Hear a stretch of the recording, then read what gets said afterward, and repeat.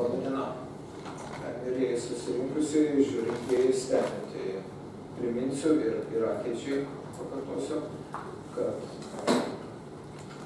šias spaudos konferencijas iš Seimo transliuoja Seimo televizija ir Seimo internetinis portalas tiesiogiai, per kurį galima užduoti klausimus spaudos konferencijų dalyviam.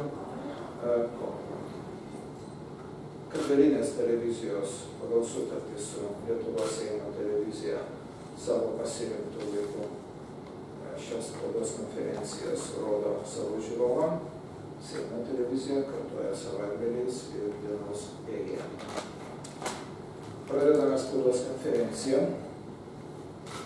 kurioje kalbėsime apie rugpjūčio 21 dieną Daukanto aikštėje prie Lietuvos prezidento rūmų prasidedančią bado akciją, kurios dalyviai reikalaus iš Lietuvos vadovo prezidentės Dalios Grybauskaitės vykdyti teisingumą. Teismai pagal mūsų konstituciją yra skirti tam, kad vykdyti teisingumą.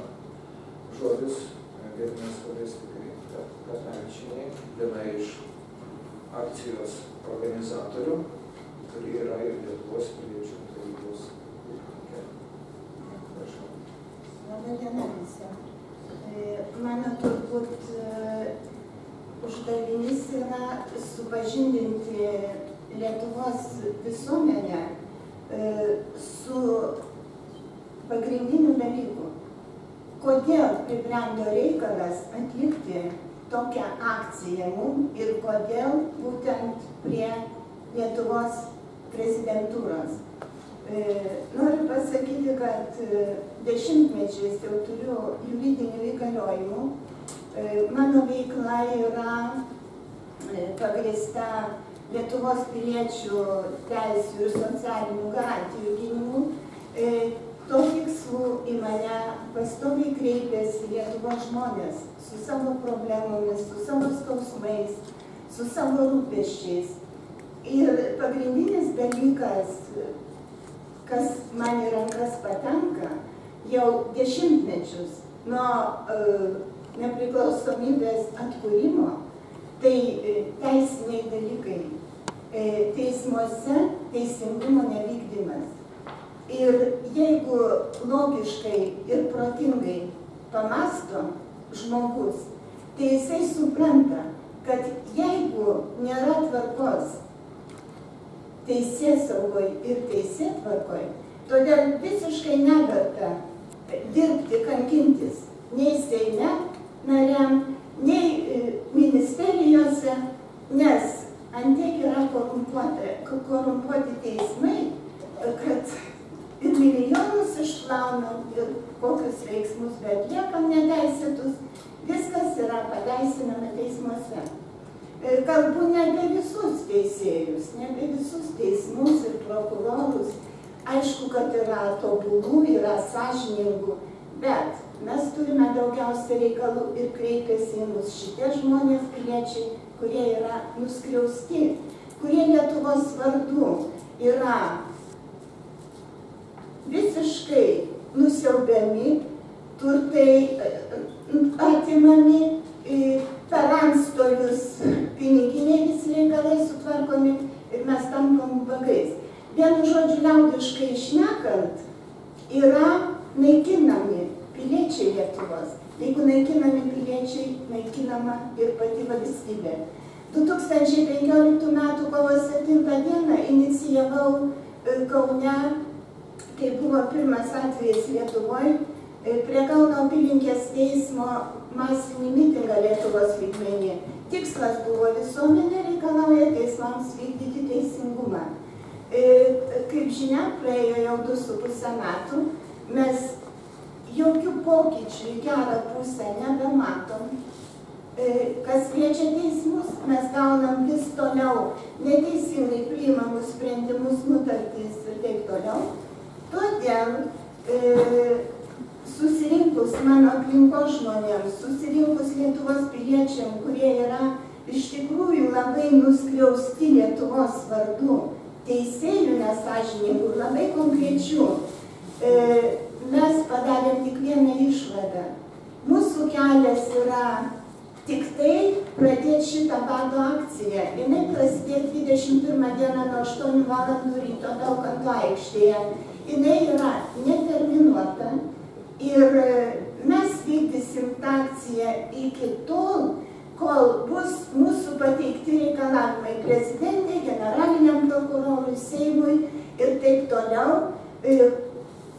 Kol ką mes nuspręsime susirinkę piliečiai į tą bado akciją su konkrečiom bylom, neteisingai priimtais sprendimais ir nutartimi. Aišku, darysim taip pat organą kažkokį tai, kad turėtumėm įgaliojimus.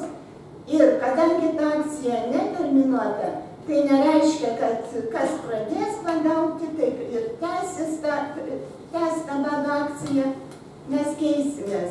Antras dalykas, tikrai nebus užtvindytos Vilniaus gatvės bado akcininkų.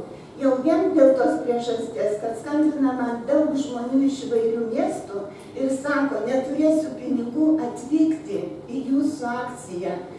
Todėl mes susirinkę, aišku, galvosime kitokias formas, galbūt miestuose, ar tai mitingus, ar tai piketus, kad miesto atstovai, aktyvistai įsijungtų į tą mūsų veiklą. Labai raginu žmonės, labai raginu akademinius žmonės Lietuvos ir visus piliečius, kurie nuskliausti ir kurie mato netvarką didžiulę. Ir kaip yra niokojama pagaliau valstybė mūsų niekinama, prašau jungtis į mūsų akciją. Ačiū. Ačiū gerbiamai Skalestikai. Aš patikslinsiu. Tikslas yra įvykdyti. Akcija vyks iki konkrečių klausimų išsprendimo įvykdymo. Jeigu teisingai supratau taip. Noriu pristatyti antrąjį akcijos organizatorių, Donatą Šulcą, kuris yra Lietuvos žmogaus teisių stebėjimo stebėtojų sąjungos pirmininkas. Sveiki gerbiamieji, sveiki bendraminčiai šiandien čia susirinkę. Pirmiausiai, pradėdamas kalbą, noriu padėkoti gerbiamam signatarui už suteiktą progą šiandien paviešinti mūsų numatomą akciją. Galimybę pranešti visiems Lietuvos žmonėm, kad mes tos akcijos, kaip ir organizatoriai, prisėmė atsakomybę, taip ir Lietuvos žmogaus teisių stebėtojų sąjunga, kuri tapo akcijos juridiniu asmeniu. Taigi nuo 21 rugpjūčio juridinis asmuo akcijos yra Lietuvos žmogaus teisių stebėtojų sąjunga. Ir aš kaip jos pirmininkas vienas esu jos iš organizatorių. Dabar mūsų, konkrečiai mano tikslas ateiti tą akciją organizuoti, tai buvo mano kaip visuomenininko ilgametis darbas atliktas padedant žmonėm. Tai yra per tuos 17 gyvavimo sąjungos metų mes padedam visą laiką žmonėm teismuose, valdiškose įstaigose, padedam jiem atstovėti savo teises. Sąjunga yra įkurta būtent 2000 metais, kada atvežiau, aš pats asmeniškai atvežiau, gal prisimenat, buvo tokie džiūvės, iš jų buvo antstoliai atėmė namus. Tai 99 metų rugsėjo gal 4, nuo rudens sesijos pradžios, 99 metų, aš juos atvežiau, pats žinoma pabuvau ir jie prasidėjo nuo rugsėjo mėnesio 4 dienos iki gruodžio, tai yra sausio 2000 metų sausio 24 dienos. Taigi 4 mėnesiai sėdėjo, reikalavo teisingumą savo byloje. Tas teisingumas būdavo vis dėlto įvykdytas. Šiandien jie gyvena jau, tiesa, tik tai viena, Aldona Džiulienė likusi, amžinatilsį Paulius vyras jos mirė, šiandien jie gyvena savo namuose. Tai vis dėlto mes pasiekėm tai, kad ilgalaikių tokių dalyvavimo prie Seimo pasiekėm, kad būtų teisingumas atstatytas. Taip, matot, po 17 metų aš vėlgi grįžtu prie to pačio. Vėlgi prisikaupė tiek tų nuoskaudų, kad kito kelio nematau, kai paprašiau Vilniaus savivaldybės leidimo ir dalyvauti vėlgi toj pačioj akcijai. Tik šį kartą, jau kadangi yra nuo to 99 metų pradžios yra nuo tos akcijos buvo įkurta Žmogaus teisių stebėtojų sąjunga, šį kartą mes jau prašom leidimo prie prezidentūros. Todėl, kad esminis dalykas tai yra visiškas teisingumo nebuvimas, visiškas vykdomas beteisiškumas, turto atėmimas, teisių pažeidimas, elementariausių netgi teisių. Žmogus atėjęs į valdišką įstaigą praktiškai niekada negauna nieko. Jeigu jisai neturi ar pinigų, ar kažkiek tai pažįstamų, jis yra niekas. Taigi, mūsų dabartinis tikslas akcijos yra priversti teismus ir teisėsaugos institucijas dirbti. Ir akcija vėlgi neribotą laiką, kaip ir 99 metais. Mes neribotą laiką, tol, kol nebus mūsų reikalavimai iki galo įvykdyti. Ir tada mes konkrečiai dėl vienos šeimos važiavom ir pasiekėm. Šiandien už tai kviečiam visus dalyvauti, visus nukentėjusius, visus manančius, kad jų teisės yra pažeistos, dalyvauti. Kartu eisim dėl kiekvieno žmogaus, dėsim 2-3 bylas į krūvą, jeigu tai įmanoma, jeigu panašus reikalai yra. O reikalai taigi visų panašus.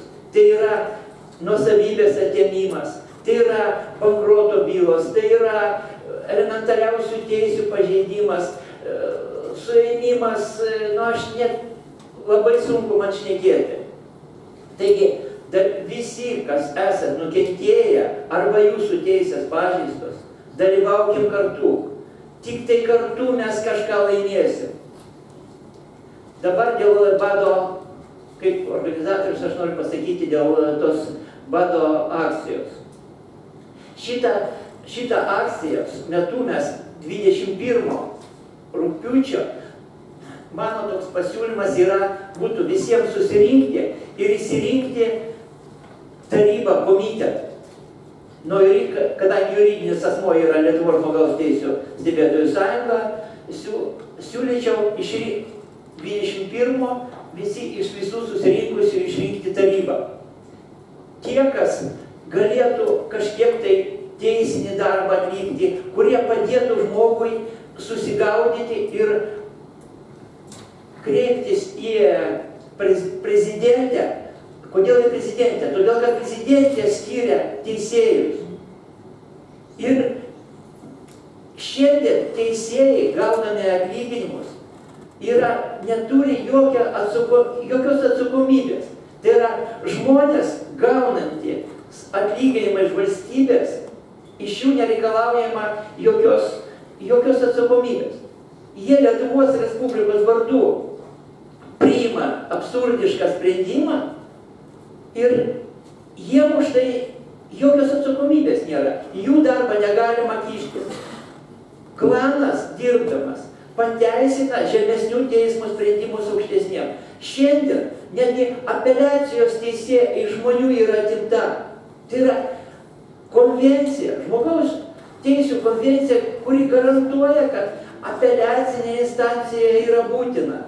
Lietuvos Respublikos Konstitucijos 33 straipsnio 2 dalis irgi taip pat nurodo, kad valstybė, jos Lietuvos Konstitucija laiduoja teisę apskųsti institucijų sprendimus apeliacinė instancinė tvarka. Šiandien yra atimta teisė būti išklausyta. Teismai, netgi jau anksčiau apeliacinės instancijos teismas atsisako išklausyti. Dar anksčiau, nuo 2003 metų, iš Lietuvos žmonių atimta kasacijos teisė. Tai pagalvokit, jau jeigu yra konstitucija numatyta, kad yra pirmos instancijos teismas, yra apeliacinės instancijos teismas, yra kasacinės instancijos teismas, tai yra duoda pati konstitucija mums kiekvienam davė galimybę, kad mes būtume išklausyti visų 3 pakopų teismuose. 2003 metais gegužės 1 įsigaliojęs civilinio proceso kodeksas šitą teisę jau atėmė kasacijos, kad kasacinis skundą surašo tik advokatas. Tačiau jeigu žmogus gaudamas 300 litų, kaip anksčiau buvo, o advokato vien kasacinis skundas mažiausiai 1500 kainuoja, praktiškai jau tada buvo atimta teisė į kasaciją. Kiekvienas žmogus, jeigu manantis yra, kad jo teisės pažeistos, ar instancija tvarka turi būti išklausytas. Išklausytas visur. Taigi, jau šitas tęsiasi nuo anksčiau ir šiandien yra nuo Liepos 1 dienos netgi atimta apeliacijos teisė. Taigi, mūsų tikslas surinkti šiandien žmonės, reikalauti iš prezidentės atnaujinti bylas, jeigu reikia, pakeisti įstatymus, tiesiogiai įpareigoti prezidentę, kad aukščiausia konstitucinė valdžia, tai yra Seimas, prezidentė, įpareigoto institucijas dirbti, priversti institucijas, pirmiausiai nuo teisėtvarkos institucijas dirbti. Netgi sakau, su įstatymų pakeitimais. Dabar, sakau, kaip 21 dalyvaukim,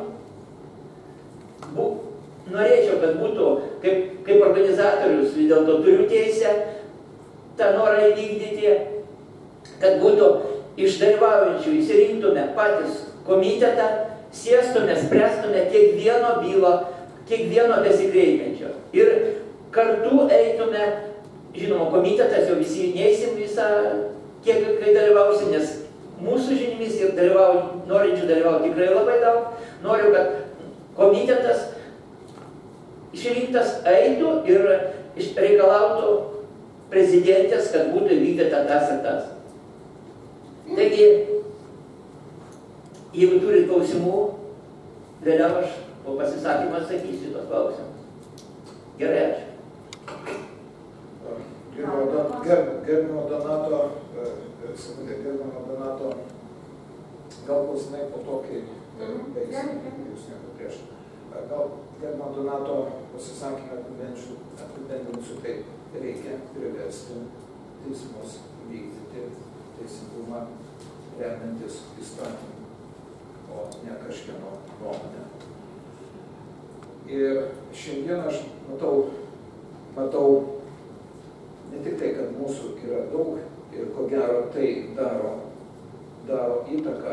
Aš noriu atkreipti dėmesį, čia sėdi Žilvinas Razminas. Jis su bendraminčiais Klaipėdos apygardos teisme yra teisiamas už konstitucijoje jam suteiktą nuomonę, pasakyti savo nuomonę, kad reikia gerbti konstituciją ir jos laikytis. Ar tai būtų kalbama apie užsienio kariuomenės buvimą, ar apie kitus dalykus. Jam šiandien irgi strigo leidimo išdavimas Seime, bet noriu padėkoti tiem žmonėm, nuo kurių priklauso, kurie apsisprendė kad įstatymas ir konstitucija yra aukščiau ir šiandien Žilvinas Razminas čia su mumis. Kadangi klausimai bus sprendžiami teikiant reikalavimus nuo akcijos organizacinio komiteto ir reikalinga teisinė pagalba, aš norėčiau gerbiamą Joną Ivošką, advokatą, paprašyti padėti mums visiems susigaudyti šioje situacijoje teisės kalba, kur vis tik tai yra, kokia yra problema ir kur tos šaknės pakastos. Gerbiamas. Gerbiami šios sueigos dalyviai, tai paprastai, kai kalbi apie savo krašto, šalies, valstybės ateitį, tai kyla klausimas, ar mes žinom, kur einam ir ar žinom, kodėl teismų sistema išgyvena tokią kraupią teisinio nihilizmo krizę. Sakoma, jog valstybė be teisingumo, tauta be ateities. Jeigu išties valstybės vardu skelbiami, o teismas skelbia valstybės vardu dalykus, kurie visiškai prasilenkia tiek su teisėtumu, tiek su teisingumu, ir žmogus pasmerkiamas ne pilietiniam, o kažkokiam tai kalbančio daikto statusui po tam tikro teismų maratono, tai ta tauta tikrai, kažin ar turi ateitį. Tauta turi turėti normalią savivaldą, pilietinė savivalda, kurioje turėtų kiekvienas funkcinis subjektas, o tokių funkcinių subjektų yra ir teismai. Jų sistema tai yra ne kažkokia mūsų vis dar iš luominių laikų klaidingai vadinama valdžia, o tai turėtų būti valstybės funkcinė sistema. Valdžia turi priklausyti teisei ir tiesai, o tas, kas ją realizuoja, atlieka tam tikras funkcijas, ir iš ilgametės praktikos norėčiau padaryti išvadą, kad pati kraupiausia valstybei funkcinė sistema tai yra teismų sistema. Dabar iškyla klausimas, kodėl. Pagrindinė priežastis yra ta, kad mes visiškai pamiršom teisingumo įgyvendinimo principus. Jeigu taip vadovautis tarptautiniais aktais, tokiais kaip Visuotinė žmogaus teisių deklaracija, Europos žmogaus teisių ir pagrindinių laisvių apsaugos konvencija, Tarptautinis pilietinių ir politinių teisių paktas, pagrindiniai teismų nepriklausomumo principai, tai aktai, kuriuos Lietuva ratifikavusi ir kurie galėtų būti, o gal ir realiai galvojant turėtų būti, mūsų pilietinio gyvenimo principiniai dalykai, nes juose išties jau po antrojo pasaulinio karo europinės civilizacijos valstybės suformulavo daug teisingesnės visuomenės. Tai visuomenės, kuri vadintina pilietinė visuomenė principus ir teisingumo įgyvendinimo sąlygas. Jeigu dabar paimsime tokį paprastą dalyką, kaip pagrindinių teismų nepriklausomumo principų pirmojo straipsnio nuostata, kuri skelbia, jog teismai ir teisėjai vadovaujasi faktais ir įstatymais. Tai pas mus Lietuvoje įkurta nauja principinė nuostata, kad teismas išaiškina įstatymą ir aukštesnis už įstatymą pasidaro teismo išaiškinimas. Reiškia, įstatymų leidėjo valia yra nulis, o vieno ar kelių teisėjų valia išreikšta išaiškinime jau yra aukščiau, nes reikalaujama žemesniuosius teismus vadovautis aukščiausiojo ir vyriausio administracinio teismo išaiškinimais. jeigu tie išaiškinimai turėtų tik tai kažkokį loginį papildymą, galima būtų dar kažkaip į tai žiūrėti pakenčiamai. Bet kai ir lingvistinė, ir loginė prasmė iškreipiama išaiškinimu, tai įstatymų viršenybės principas tampa nulis. Tai jeigu mes jau nuo senovės Romos laikų skelbtą vertybę, kad teisė yra valstybės pagrindas, šiandien 21 amžiaus sąlygomis laikome nereikalinga, tai ką kalbėti tada apie galimybę teismuose rasti kokią tai tiesą ir teisingumą. Kita vertus, kai pakalbi su teisėjas, aš turėjau diskusiją su Konstitucinio teismo pirmininku vienoje konferencijoje, kas yra teisingumas, nesugebėjo Konstitucinio teismo pirmininkas doktriniškai ką nors pasakyti. Juk vykdyti teisingumą tai ne vadovauti teismo procesui, vykdyti teisingumą tai atlikti pareigą tiesai. O procesas tai yra tik priemonė. O daugelis teisėjų supranta, kad jeigu aš vadovauju procesui, nesvarbu kaip jis pasibaigs, tai jau aš vykdau teisingumą. Fikcija, o ne teisminis požiūris. Taip, kad kol mes įstatymų viršenybės nepadarysime teisingumo įgyvendinimo principų iš esmės valstybėje, tol apie tai kalbėti, kad galima teismus išmokyti dirbti, nėra galimybės. Kita vertus, Konstitucijos 117 straipsnis mūsų nekalba apie visus tarptautinius aktus. Kalba bylų nagrinėjimo viešumas, kad žmogus galėtų žodžiu, o civilinio proceso kodekse yra rungtyniškumo principas ir žodiškumo principas.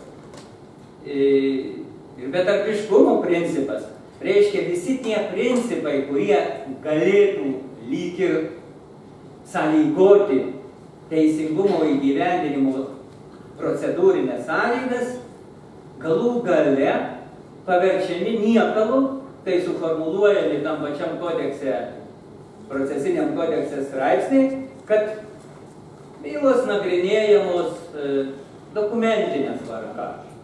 Tai įsivaizduokit, aš proceso dalyvis, o taip vadinuosi pagal civilinio proceso kodeksą, būdamas ieškovo ir atsakovo, prašau mane įleisti į teismą, realizuoti tas visas vadinamasias principinės teisingumo įgyvendinimo procedūrinės nuostatas, manęs neleidžia į teismą, į procesą. Sako, matot, kodekse užrašyta, kad pageidavimas proceso dalyvio dalyvauti teisme, teismai nėra privalomas. Ir apeliacinė instancija, anksčiau dar tik tai kasacija, taip paslapčiomis, kad nereikėtų žiūrėti žmogų į akis ir jaustis, kad į tave žiūri tos akys, kurias tektų vadinti kiauliais akimis, jeigu jos nežino, kas yra logika, kas yra gamtos dėsniai, kas yra įstatymas ir kas yra faktai. Todėl, kad jeigu mes savo konstitucijoje užrašėm, kad teisėjas nagrinėdamas bylą klauso tik įstatymo, tai supraskite, ar sąvokos klausyti ir girdėti yra ta pačios, ar klausyti ir vykdyti, vadovautis, kaip pasakyta tarptautinės aktuose, ar tos sąvokos yra ta pačios, ar klausyti ir vadovautis įstatymu, tai pasakysit, kad čia alternatyva.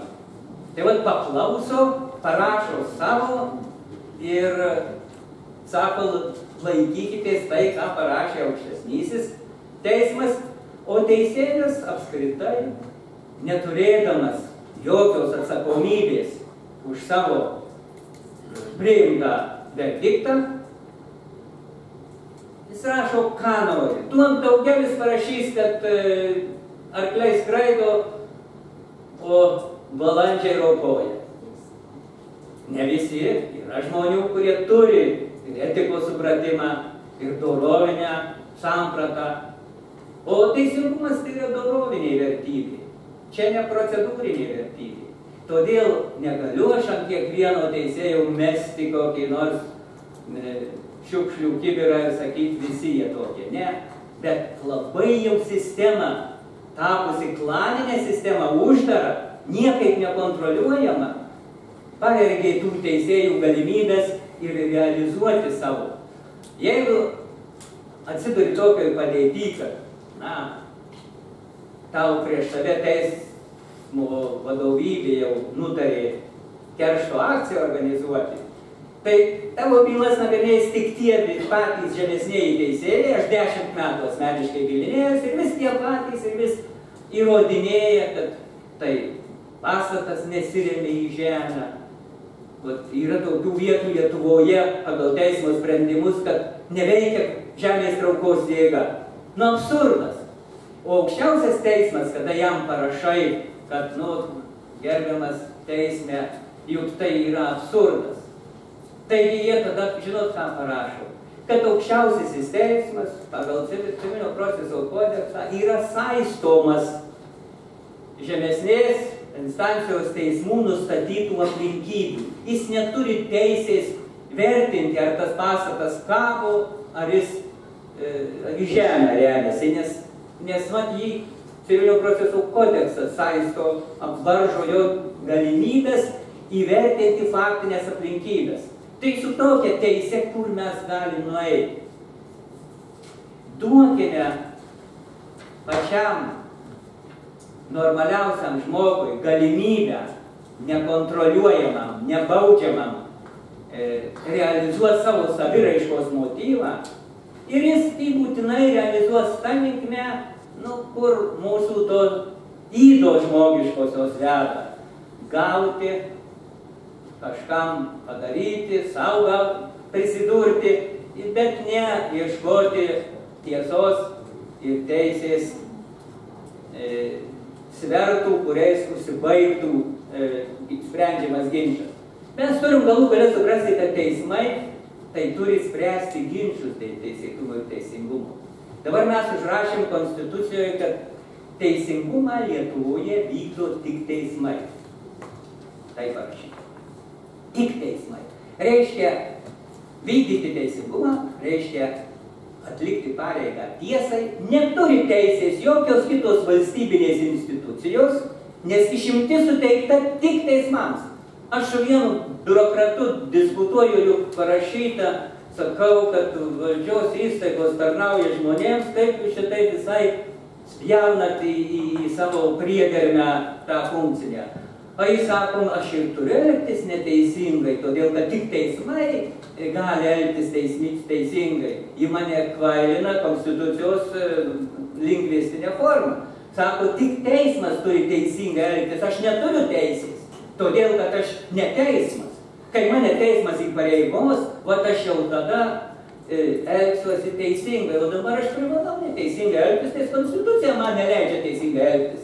Tai kartais dėl tokių lingvistinių ekvilibristikų mes atsidurėme ir tokioj nelabai patogioj padėty dėl mūsų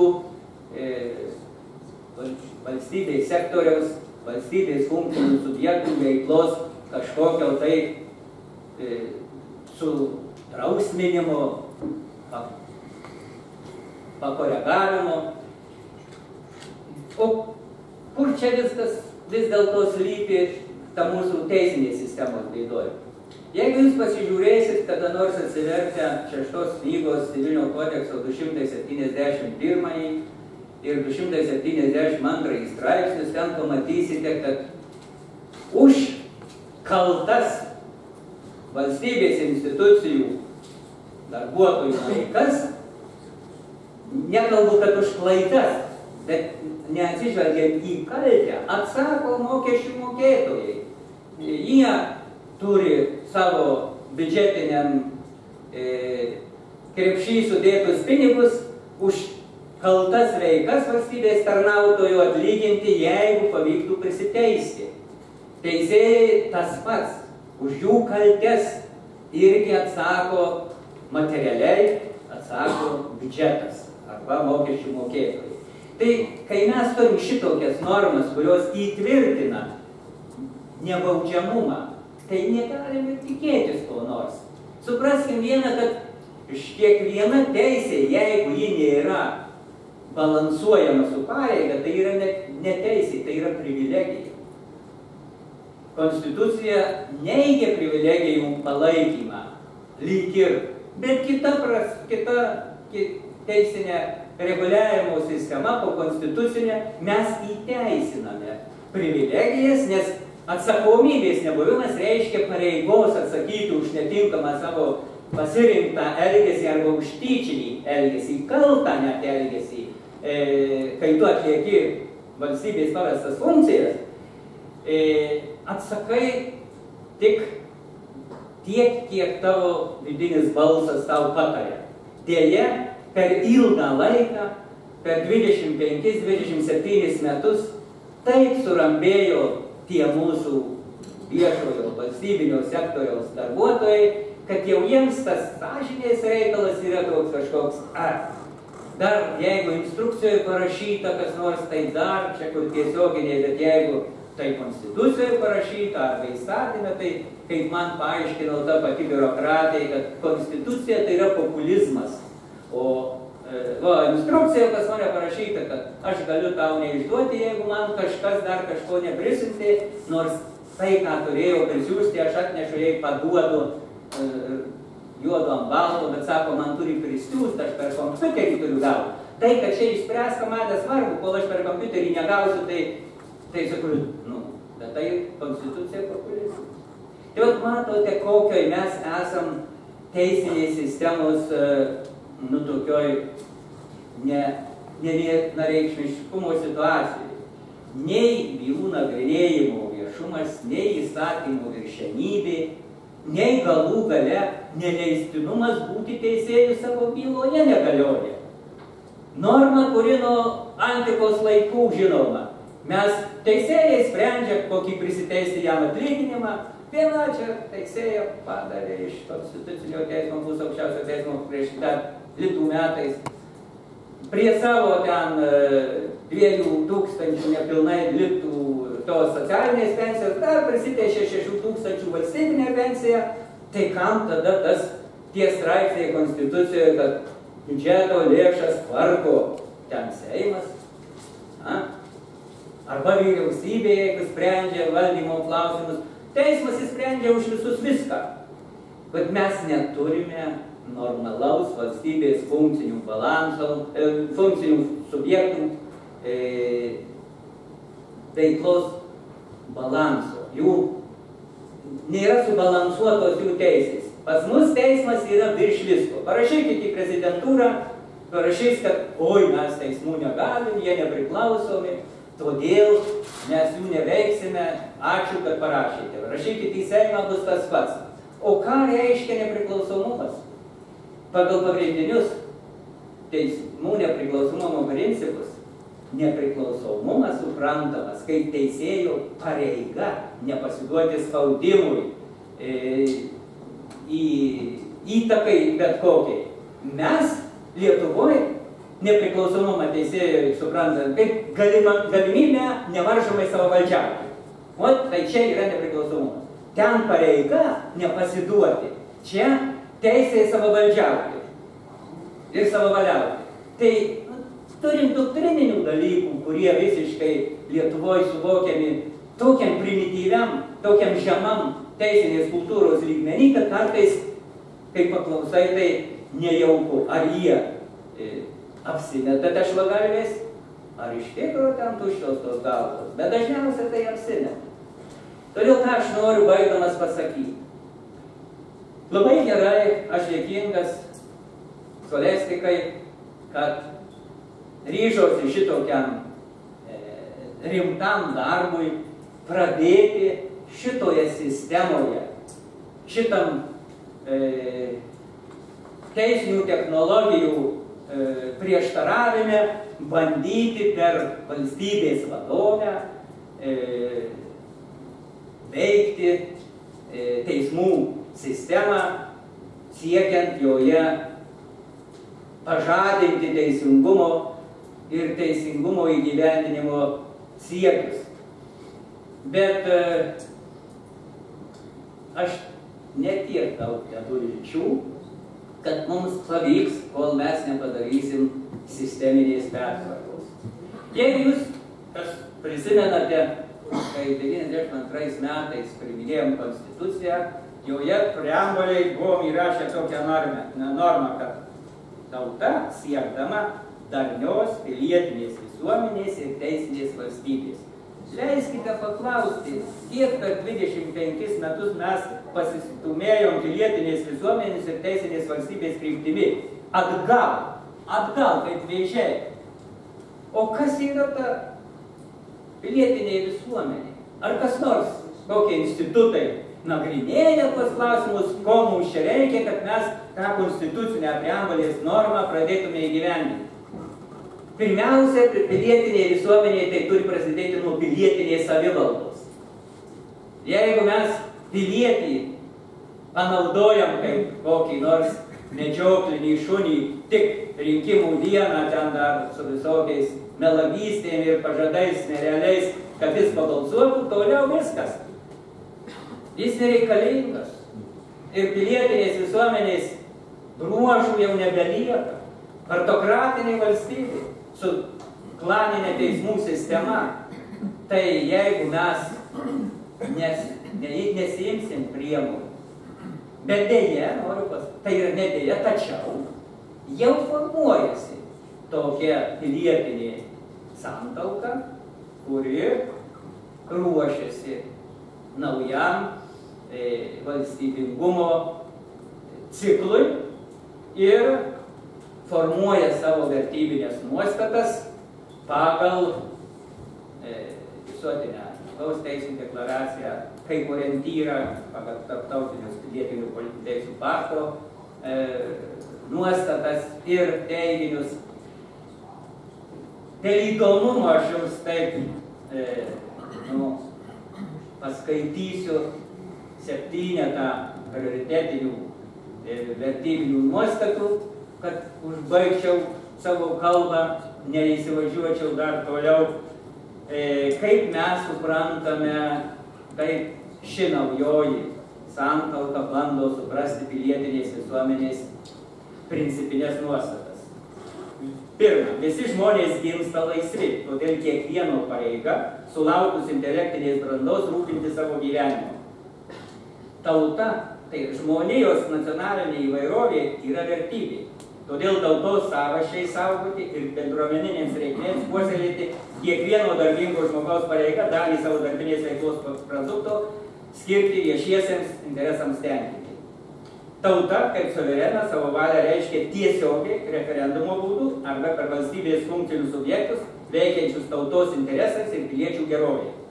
Pilietinis lygiateisiškumas valstybėje užtikrinamas visų valstybės funkcinių subjektų teisių ir pareigų balansų bei personalinė atsakomybė. Teisingumas kaip dorovinė vertybė ginamas teisės ir tiesos valdžia visose valstybės įstaigose. Teisėkūra valstybėje grindžiama dorovinė tautojauta, pirmiausia, ginant prigimtinės žmogaus teises ir tautos tvarumo interesus. Ginčius dėl teisėtumo ir teisingumo sprendžia visuomenės prižiūrimi teismai, vadovaujantis teise, faktais ir gamtos bei logikos dėsniais. Tai gali būti tobulinama, tai gali būti plečiama, gali būti gerinama, bet tokia orientacinė kryptis tos naujai besiformuojančios pilietinės santalkos, kuri galvoja apie pilietinės visuomenės kūrimą. Į NATO įstojom, Europos Sąjungoje esam ir toliau mes tarsi jau nežinom, kur eiti. O mes žinom, kur eiti. Mes turime kurti pilietinę visuomenę su pagrįsta aiškia pilietinė savivalda. Ačiū už dėmesį.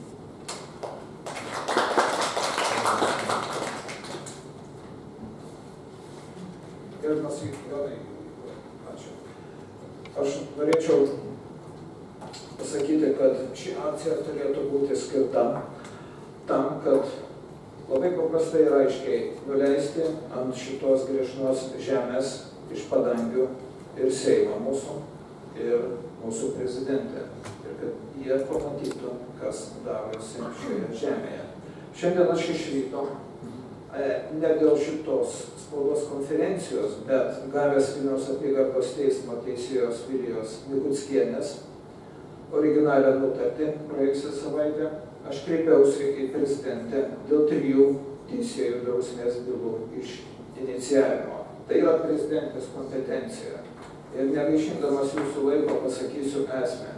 Teisėja Vilija Mikuckienė nusprendė, neturėdama medicininio išsilavinimo, kad kaukolės sulaužimas, sąmonės praradimas, antrojo slankstelio sulaužimas, riešų sulaužimas, kaklo deformavimas, kelio raiščių sutraukimas ir visos kitos pasekmės, tai yra ne priežastis atnaujinti dėl mano būklės terminą pateikti apeliaciniam skundui.